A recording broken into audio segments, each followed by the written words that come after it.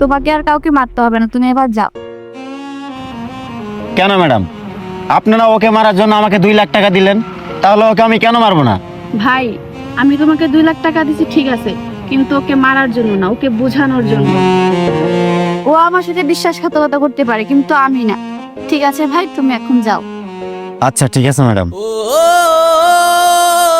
আর তুমি কিভাবে পারলা আমার সাথে এমনটা করতে? আমি তোমাকে বিশ্বাস করে ভালোবেসেছিলাম, আর সেই তুমি কিনা আমাকে মারার জন্য প্ল্যান করো। তুমি কি করে পারলে আমার সাথে এমন কাজটা করতে?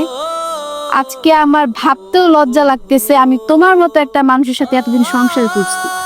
এই শোনো না, আমি সত্যি তোমার সাথে অনেক বড় অন্যায় করে ফেলছি।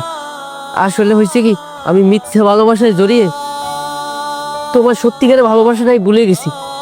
তুমি আমার মাফ করে দাও। শোনো, মানুষের অপরাধের ক্ষমা হয়, কিন্তু